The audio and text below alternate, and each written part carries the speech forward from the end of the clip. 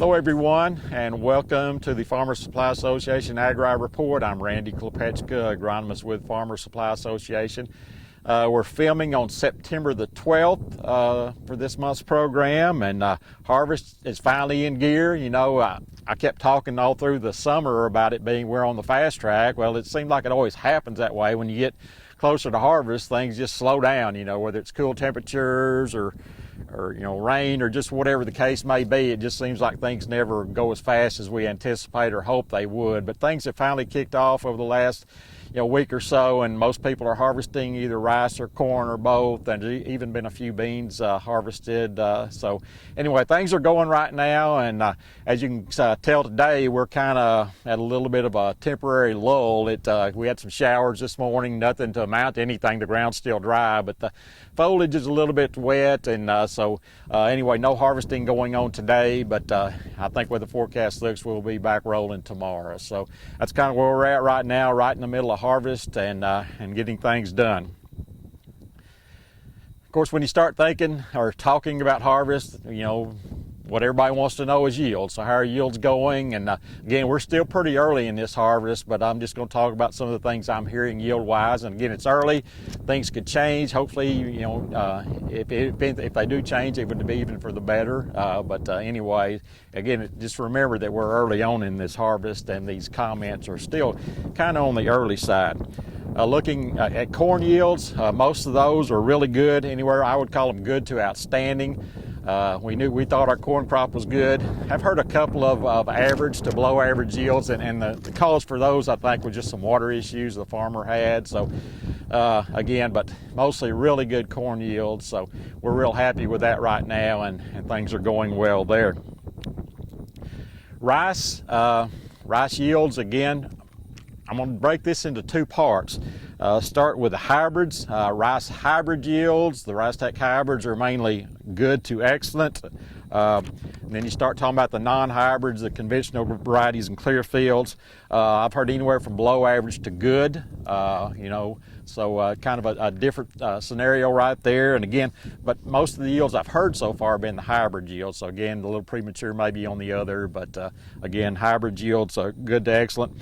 The reason for some of these inconsistencies and lower yields with the non-hybrids, there's several things I've kind of thought of, and don't really know for sure what's happening, but sometimes it's just a field by field basis. Individual fields have problems, whether it be fertility, diseases, a field with a lot of levees, it tends to make yields a little less, just different cuts or problems in the field. So there's a lot of individual field problems we'll see that, cause those yields to be lower. Other things can cause that as well, and usually a big one is weather. So when I started hearing a few of these lower conventional yields, I started looking back at my weather. I tried to keep some data on rainfall and temperature. So some things kind of stood out when I looked at that. From July 5th through the July 29th, that period right there, I guess that's 25 days or so. We had a lot of rainy days, or days with at least some rain, and even a day or two with really heavy rain. So if we have rain, heavy rain, we've had a lot of cloud cover too. So, cloud cover, rain can affect, pollination and grain fields. So I think that may be, some of the issues we're seeing on some of these fields that have the lower yield. So that could be part of it. Also, August 7th to 14th, we had another rainy period with some very heavy rain. So you see during that heading, pollination, grain field period, we had some rainy periods that could have affected things, and I think that may be part of the issue we're seeing on these conventional yields that are not what we would want. So that's part of the problem. Temperatures have generally been good. I don't think heat has been a big problem, especially in this part of the state. Maybe down south it has, but mostly temperatures in the mid to upper 90s at the highest, and lows down in the mid 70s. So it's not ideal, but it's not something that's going to hurt you real bad. Another thing is that the hybrids are generally just more consistent. I mean, that's just the fact of life right now. The hybrids are more consistent, and for that reason, we're not going to have those big drop-offs with them. So again, that's probably part of the equation is right there, that just the consistency of the hybrids to start with. We do have a lot of newer varieties coming on. Clearfield's Horizon Ag's got a couple of really good Clearfields coming on. Also, some other new varieties from the University of Arkansas, like Taurus, the medium grain, and Ozark, the long grain. So hopefully some of these newer varieties are going to maybe take away some of that inconsistency that we see with some of those varieties, and will be, they will be more consistent as well, and hopefully that will be the case. Again, it's still early. I haven't heard a lot of medium grain yields yet.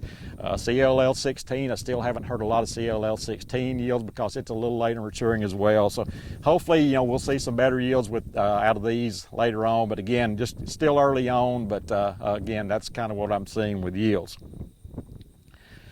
The reason I'm filming here today is because of some barnyard grass that has showed up in this field here. So, and just want to show you that the farmer has left some in this field for me to talk about and to collect some seed head samples off of. So, if you'll look here to kind of my left, you'll see some barnyard grass, and it's a little different than most of the other barnyard grass that you're seeing right now. And I don't want to get into a lot of the details about identification and stuff like this. I just know I call it barnyard grass, and I'm worried about whether we can kill it or not. So again, that's what I'm talking about right now. There's some different species, different biotypes.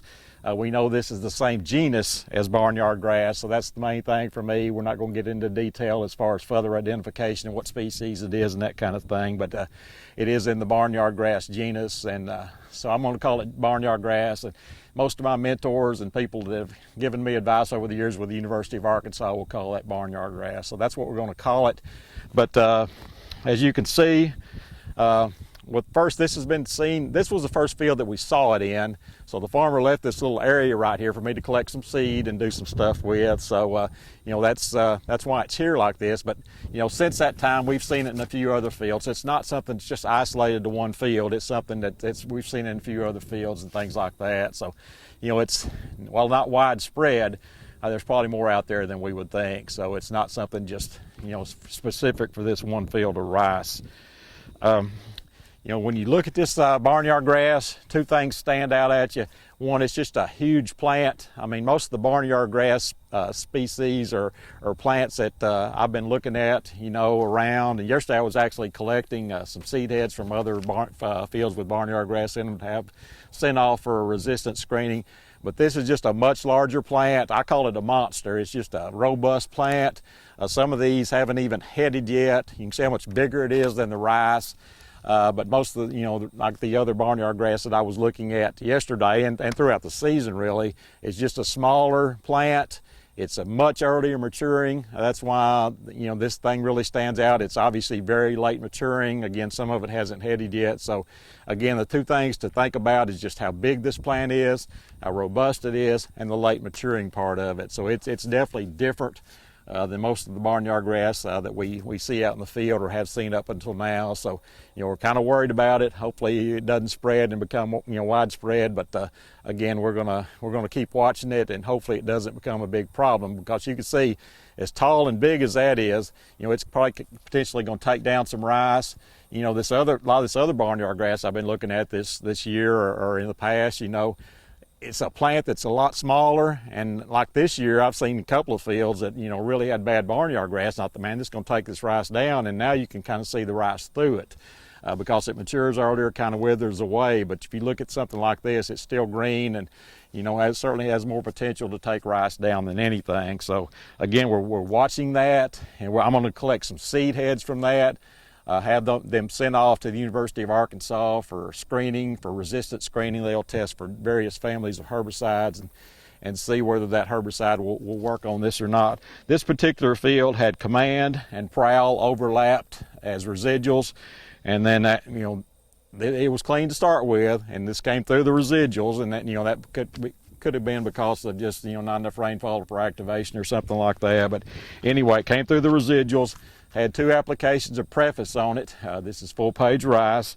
And then it had a rice star application and also a clincher application. You always go to clincher after all else fails, and usually you don't get much out of it, and that's the case right here. So, this field had all those herbicides, all those herbicide families applied to it, and this is still what we've got. So, and that's not saying that all of these, these barnyard grass fields that have this particular type of barnyard grass in them are gonna, be resistant to all those herbicides. But that's just talking about this field right here. And again, we're going to collect some seed heads, send them off, and see what, in fact, they truly are resistant to. Because just because grass comes through doesn't mean it's resistant. It could have been conditions, no activation for the pre's, bad conditions for the posts to work, maybe hot weather, dry weather, and stuff like that. So, but we're going to check this out, collect the seed heads, and kind of see what's going on out here. And we'll kind of keep you posted as we get those results, which will be like next February or March, and kind of see where we're at with this.